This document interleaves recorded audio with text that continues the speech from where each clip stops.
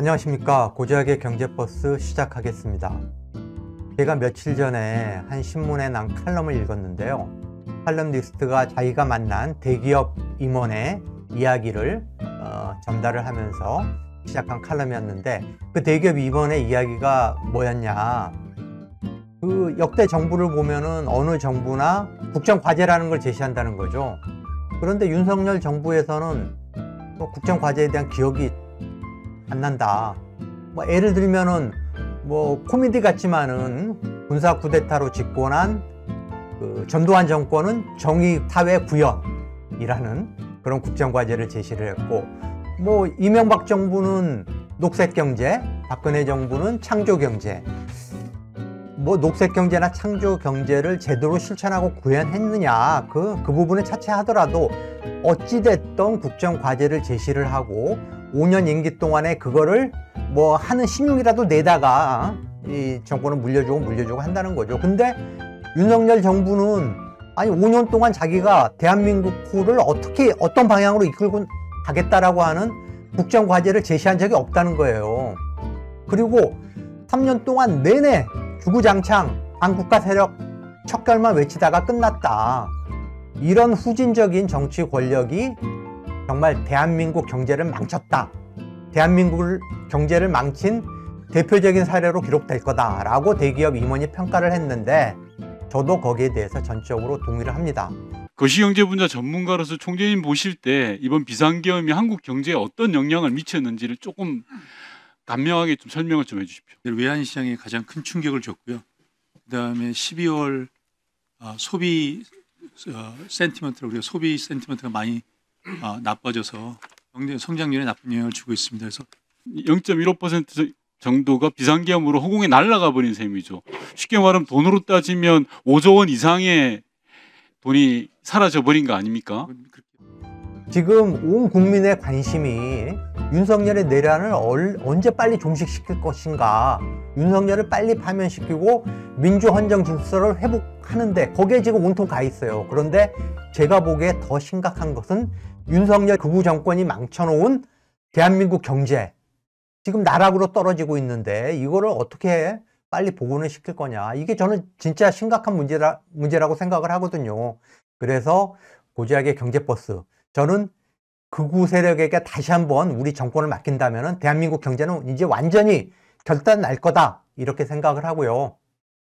윤석열이 망친 한국 경제의 실태를 한번 점검해보고 어떻게 하면은 지금 난파선이 된 대한민국을 다시 복원을 시킬 거냐, 이런 부분에 대해서 여러분과 함께 고민하는 시간을 한번 가져볼까 합니다.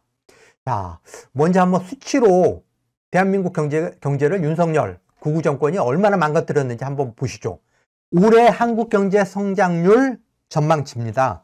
작년 10월, 11월만 해도 작년에 한국 경제가 2.0% 성장을 했는데, 그래도 올해 작년과 비슷한 수준으로 성장할 거라는 전망들이 많았어요. 그런데 올해 2월 달에 국책연구기관이죠, 한국개발연구원 KDI가 1.6% 성장할 거라고 전망을 했어요. 그리고 글로벌 투자은행들, 10여 군데의 글로벌 투자은행들의 평균치가 1.6%예요.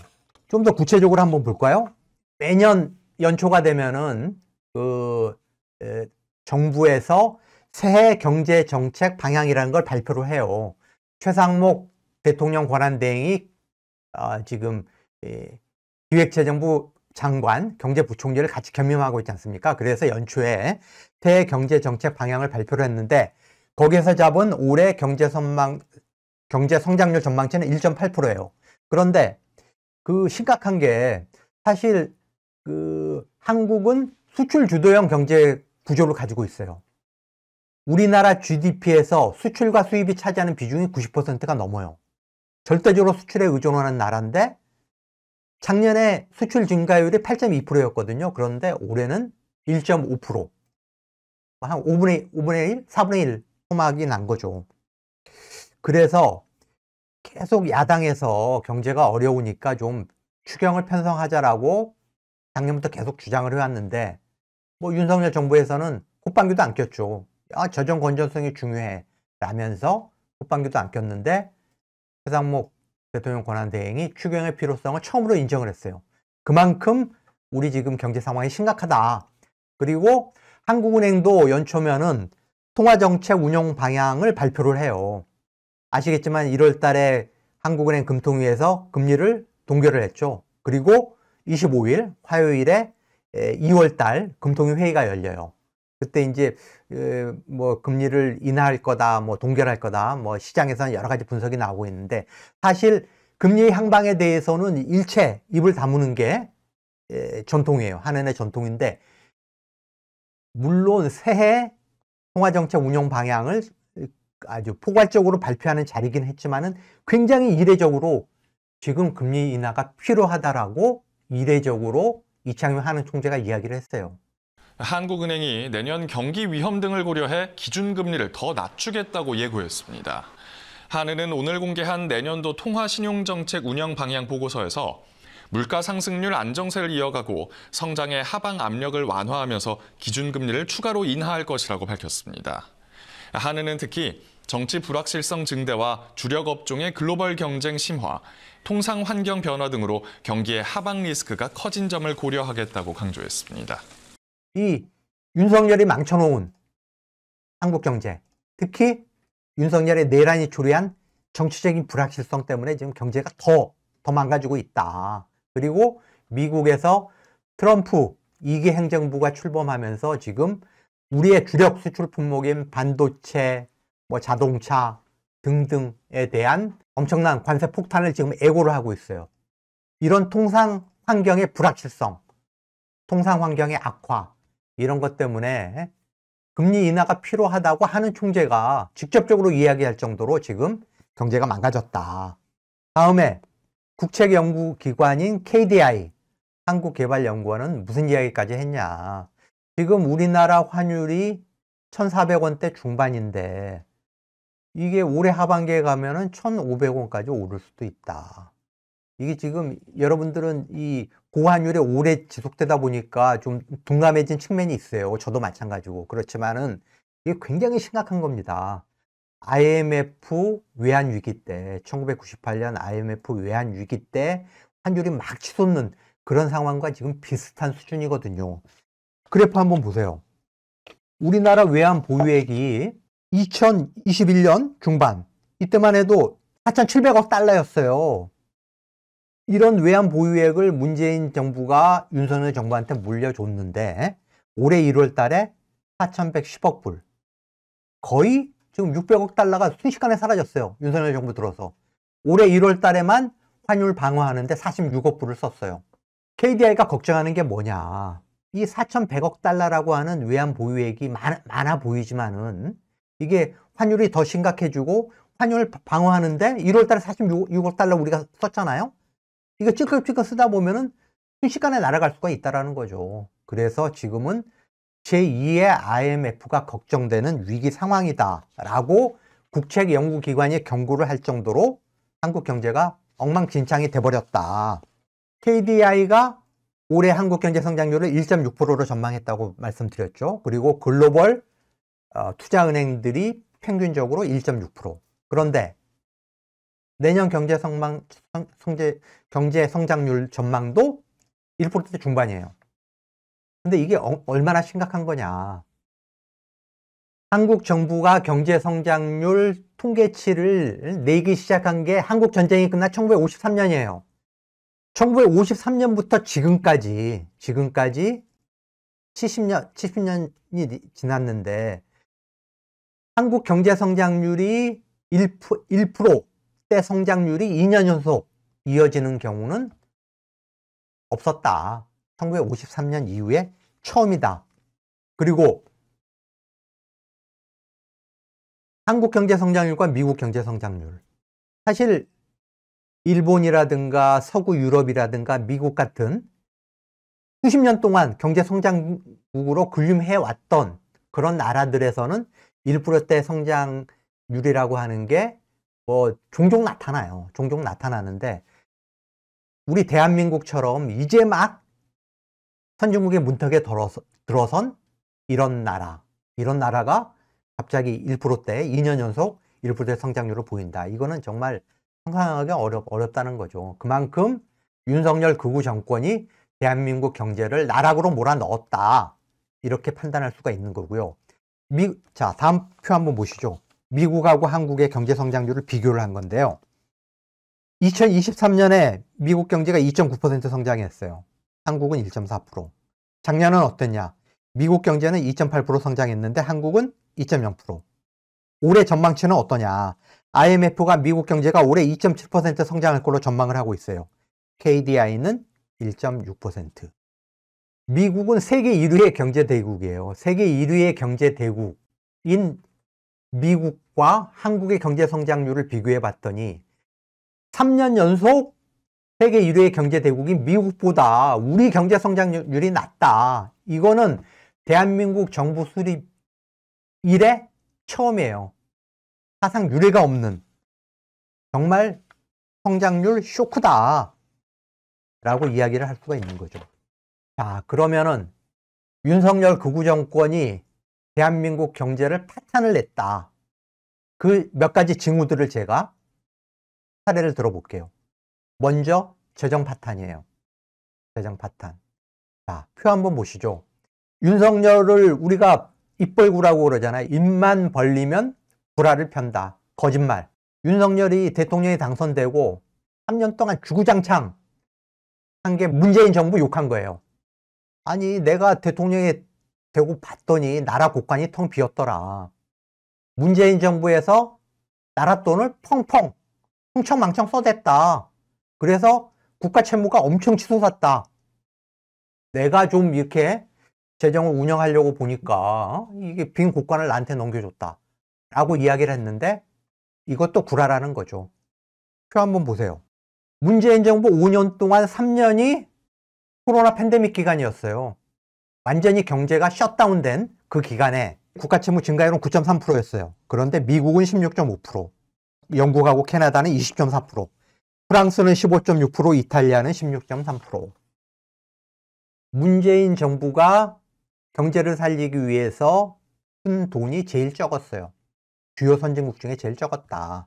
자, GDP 대비 국가 채무비를 보시죠. 2021년 기준으로 한국은 46.9%예요. 미국은 116.3%, 일본은 222%, 영국은 105.9%, 프랑스 112.9%, 이탈리아 150.4%, 싱가포르 136.7%. 국가 채무가 그래도 상대적으로 비교적 우리가 건전하다. 건전한 국가 재정을 윤석열한테 물려준 거예요. 넘겨준 거예요. 그런데 윤석열 정부 3년 동안에 재정이 파탄이 났다. 아니, 경제가 어려울 때는 이 정부가 재정을 풀어가지고 마중물 역할을 해서 서민 경제에 온기가 돌도록 하는 게 맞는 거거든요. 그런데 윤석열은 아니 이 재정을 자기가 건전하게 관리하겠다. 맨날 입만 열면 재정 건전성 운운하면서 돈을 안 푸는 거예요. 아니, 그러면은 정말 건전하게 관리를 해야 될 거 아니에요. 세수와 지출의 균형을 맞추면서 건전하게 재정을 관리를 해야 되는데 작년, 재작년 2년 동안에 86조 세수 펑크가 났어요. 2년 동안 국세 수입이 15%가 줄었어요. 그런데 이렇게 국세 수입이 준 게 딱 3번 있었어요. 우리나라에. IMF 외환위기 때하고 글로벌 금융위기 때하고 코로나 팬데믹 기간. 딱 그 3번 있었는데 그때 국세 수입이 얼마 줄었냐? 기껏해야 1%. 많았을 때가 IMF 외환위기 때 3% 줄었어요. 1 내지 3% 줄었는데 윤석열 정부 2년 동안에 국세 수입이 무려 15%가 줄어가지고 재정이 거덜이 났다.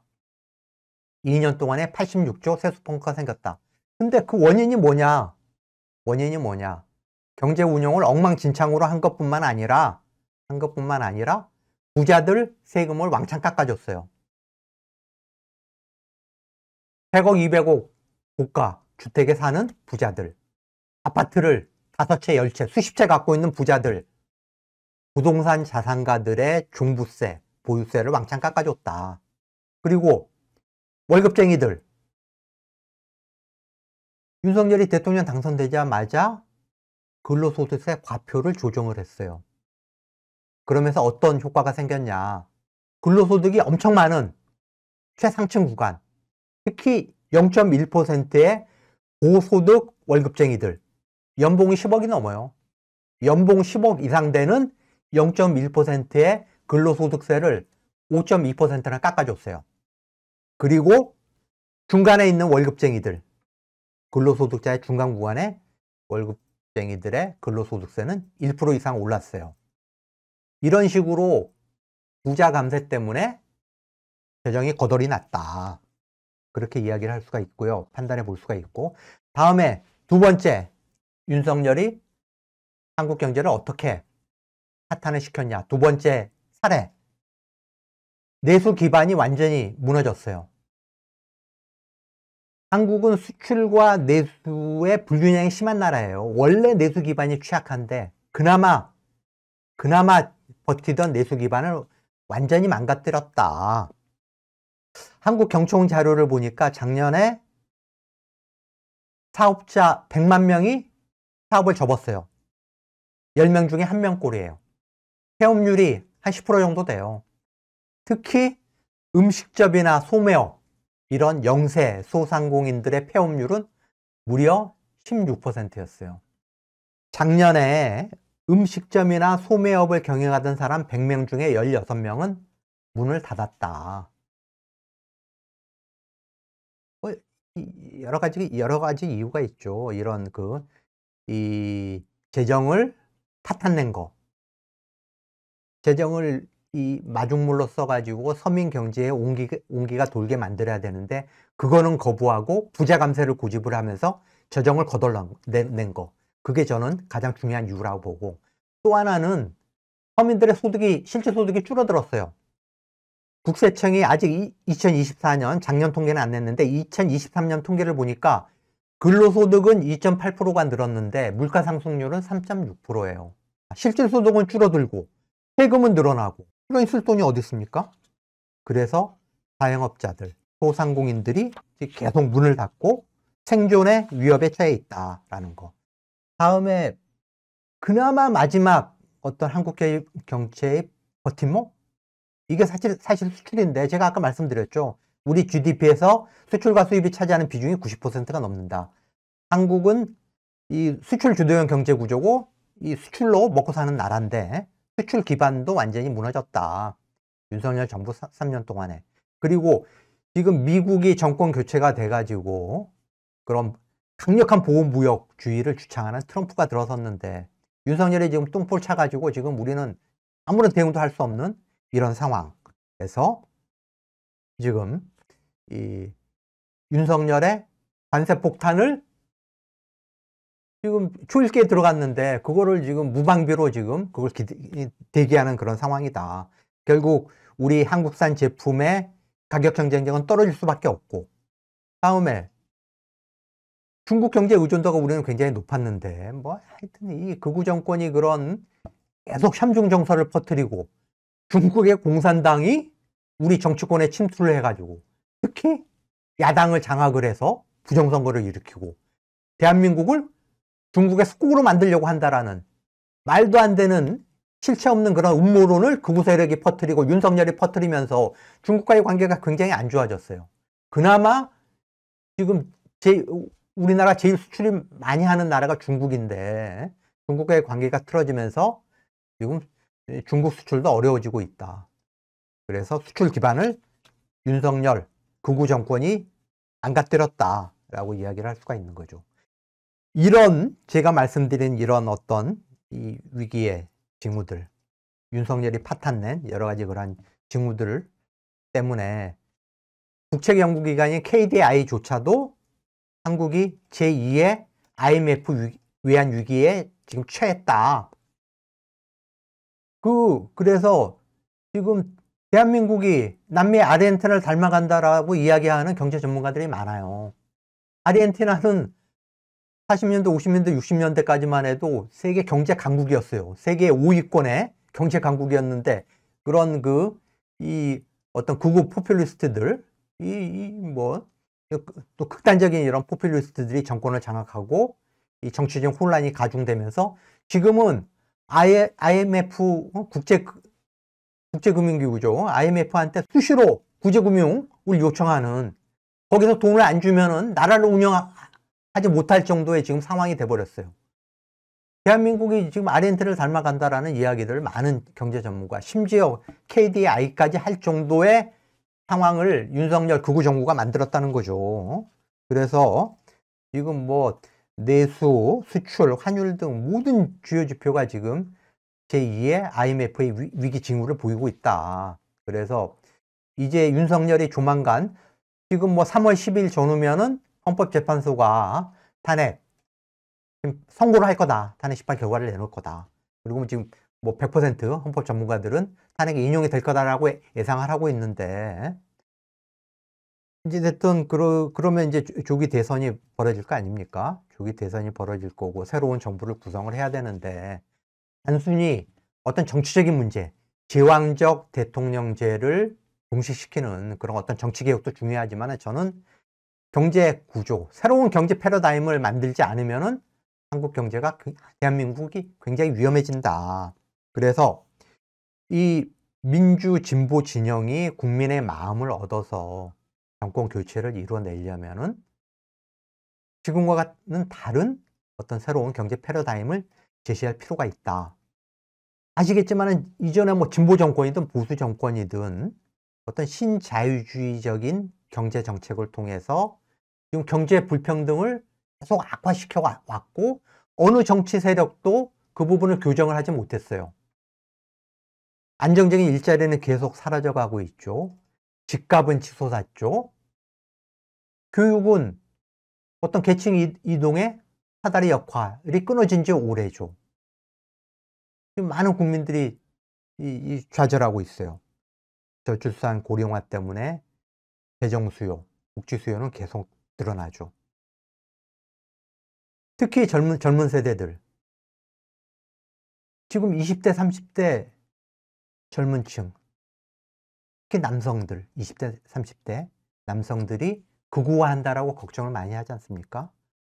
근데 생각을 해보세요. 그 친구들 지금 안정적인 일자리는 계속 줄어들고 있죠.